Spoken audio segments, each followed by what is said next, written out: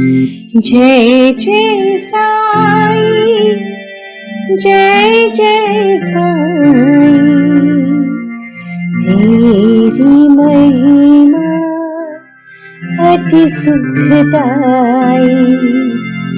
माता पिता तुम गुरु साई, तुम करुणा के सागर साई।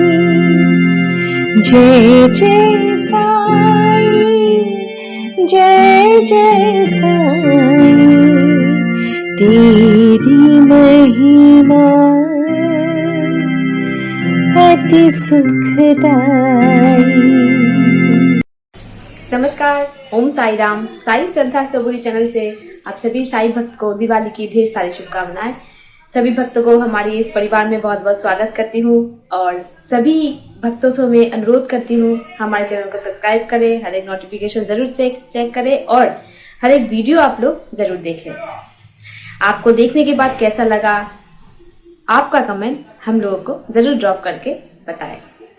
आज दीपावली है, सभी भक्तों को दीपावली की ढेर सारी शुभकामनाएं।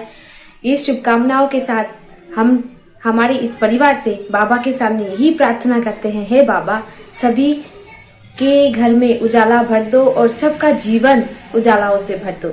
सभी साई भक्त के घर में उजाला हो, आलोकित हो, सभी का जीवन उजाला हो जाए और सबका जो दुख सुख है बाबा सब कुछ हरण कर ले।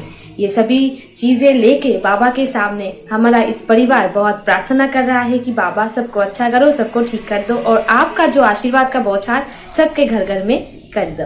तो यही के साथ आप सभी भक्तों को मैं यही बोलूंगी कि हमारा इस परिवार की ओर से और एक बार शुभ दीपावली की ढेर सारी शुभकामनाएं। 5 का जो नंबर है, इस 5 में बाबा ने उदाहरण, जैसे बहुत सारे उदाहरण स्वरूप 5 उंगलियां, 1 2 3 4 5 उंगलियां, पंच प्रदीप, बाबा का 5 घर में भिक्षा मांगना और जो प्रोग्राम का प्रमुख होता है, जो गांव का प्रमुख होता है, मुखिया, पंचायत, और ये जो 5 है बहुत ही महत्वपूर्ण एक एग्जाम्पल बाबा हम सबके सामने। तो ये सब चीजें बाबा ने हम लोग को उदाहरण स्वरूप बहुत बार दिखाए हैं और इस उदाहरण स्वरूप इस दिवाली के अवसर पर सभी भक्तों को मैं यही बोलूंगी कि आप सभी भक्त बाबा के सामने 5 प्रकार का फोटाफल जरूर चढ़ाए बाबा के सामने और बाबा को 5 प्रकार का मिठाई जरूर निवेदन करें। उस 5 प्रकार की मिठाई के साथ एक प्रकार पेड़ा भी होना चाहिए। पेड़ा को लेके टोटल 5 प्रकार का मिठाई बाबा के सामने जरूर निवेदन करें, क्योंकि बाबा को पेड़े बहुत पसंद थे। इसी कारण आप सभी साई भक्तों से बोलूंगी दीपावली की शुभ अवसर पर बाबा के सामने 5 प्रकार का फल और 5 प्रकार का मिठाई जरूर निवेदन करें। बाबा अपने अनमोल वाक्य में हम लोग को यही बोलते हैं कि क्रोध मनुष्य का जो ये चीज है वही सबसे मनुष्य के लिए हानिकारक होता है। क्रोध में तो आप सब लोग उस क्रोध के वश में बहुत सारी चीजें ऐसे बोल दोगे, ऐसा कर दोगे, पर बाद में ये महसूस होगा क्यों हमने किया, क्यों किस लिए किया। अगर उस समय ये बात ना बोलता तो ही अच्छा रहता। जिस वक्त आपका मन अस्थिर होता है तब आपको शांति से चिंताशील होके थोड़ा टाइम के लिए चुप बैठना चाहिए। जब चुप बैठ के रहोगे तभी तुम्हारा मन चिंता कर पाएगा, तभी तुम्हारा दिमाग शांत रहेगा। क्रोध मनुष्य को चंचल कर देता है और मनुष्य का जो मन है वो विचलित हो जाता है। मनुष्य क्या करता है, क्या कुछ बोलता है, उसको कुछ भी किसी चीज का महसूस नहीं होता। क्रोध को शांत करने के लिए, मन को शांत करने के लिए, अपनी दिमाग को स्थिर अवस्था में लाने के लिए ईश्वर का नाम जाप करना बहुत ही जरूरी है। आप जैसे भी हो और जिस तरह भी हो, ईश्वर का नाम जाप जरूर करते जाइए, जिससे आपका जो मन है वो स्थिर होगा। अशांत मन को शांत तभी मिलेगा जब आप ध्यान करोगे। मालिक का शरण करके आप लोग ध्यान करो, आपका मन धीरे धीरे शांत होगा और आप क्रोध में विजय लाभ कर सकोगे। हमारे एक साई भक्त ने उनका एक्सपीरियंस हमारी चैनल के साथ शेयर किया है। आप सभी साई भक्त के साथ हम लोग ये टेलीकास्ट करने जा रहे हैं। देखने के बाद आपको कैसा लगा हम लोग को जरूर बताएं, हम लोग को मोटिवेट करें, ताकि हम लोगों के सामने, आप लोगों के सामने ऐसे बहुत सारे एक्सपीरियंस हम लोग ला सके और आप लोग हमको ऐसे इंस्पायर करते जाइए, ऐसे मोटिवेट करते जाइए ताकि हम लोग और अच्छा कर पाए। ओम साई राम। ओम साई राम। मैं श्रावणी कोनार, मैं बर्धमान से हूँ। मैं अपना साईं एक्सपीरियंस, साईं बाबा का जो ग्रेस, जो आशीर्वाद मुझे मिला है और मैं कैसे साईं बाबा से जुड़ी, ये बात साईं डिवोटीज से शेयर करना चाहती हूँ। मुझे ऐसा लगता है कि साईं बाबा का जो ग्रेस, जो आशीर्वाद मुझे मिला, वो सबको बोलना चाहिए। इसलिए मैं चाहती हूँ कि आप अपना साईं श्रद्धा सबूरी जो चैनल है, उनमें मेरा जो एक्सपीरियंस है, जो मैं आपसे शेयर कर रही हूँ। मैं साईं बाबा से जुड़ी हूँ 2016 साल में, जब मैं 23 इयर्स की थी। मेरी जो मौसी है, साईं बाबा के बहुत बड़े भक्त है। मौसी के घर मैं गई थी किसी कारण से, तो उस समय मेरी मौसी जी ने मुझे साईं बाबा का मंदिर लेके गई और वहाँ पूजा चढ़ाई मैंने बाबा के। तो उस मंदिर में जाके बाबा का जो मूर्ति मुझे दिखाई दी, उनका जो फेस है, उनका जो मूर्ति है, उनके मूर्ति की तरफ देखकर मुझे एक सुकून सा महसूस हुआ, बहुत अच्छा लगने लगा। तो मैं अपने मौसी जी को बोली कि मौसी, मुझे साईं बाबा का एक छोटा सा मूर्ति खरीद के दो। तो एक दुकान से मौसी ने मुझे साईं बाबा का एक मूर्ति खरीद के दिया और उस मूर्ति को मैं आज भी अपने साथ अपने घर में रखती हूँ और मैं जहाँ भी जाती हूँ उनको अपने साथ लेके जाती हूँ और सुबह शाम हर वक्त मैं साईं बाबा को स्मरण करती हूँ।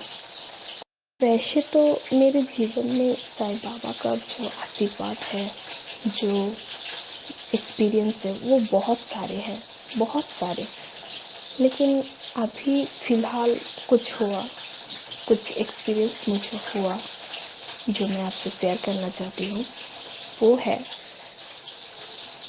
2020 में दिसंबर के 15 तारीख को मेरे पापा कोविड पॉजिटिव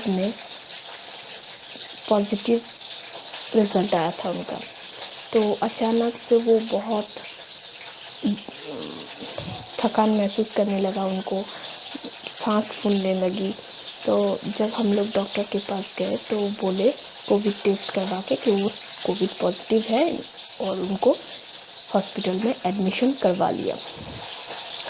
तो मेरे मम्मी बहुत डर गई थी, क्या होगा।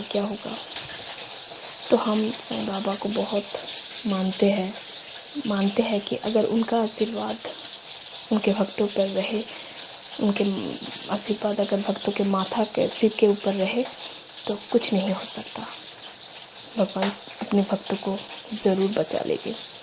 तो जैसा वर्णी वैसा करनी।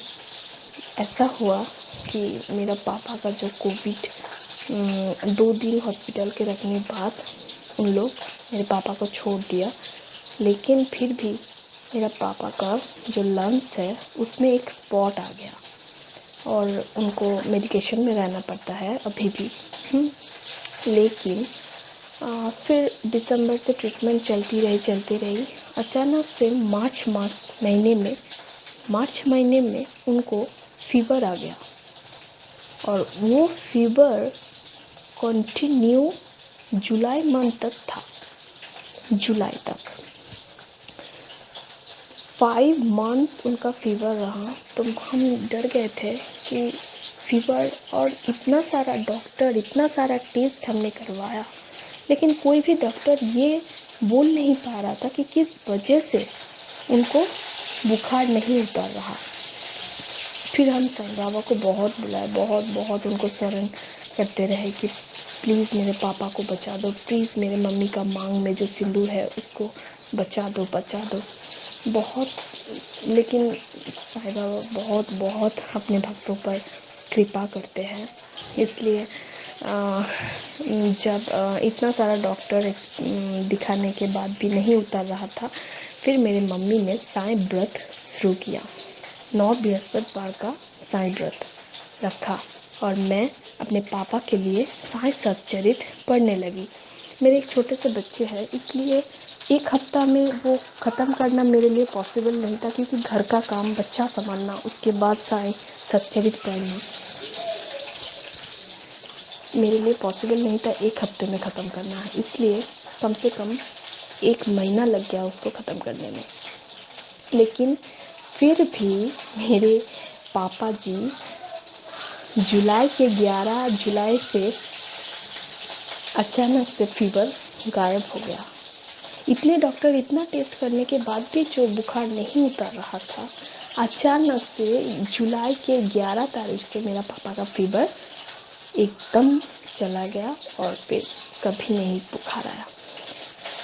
तो मैं मानती हूँ कि अगर कोई दिल से, कोई श्रद्धा से, सबूरी से, भक्ति से उनको बुलाएगा तो वो ज़रूर आशीर्वाद देते हैं।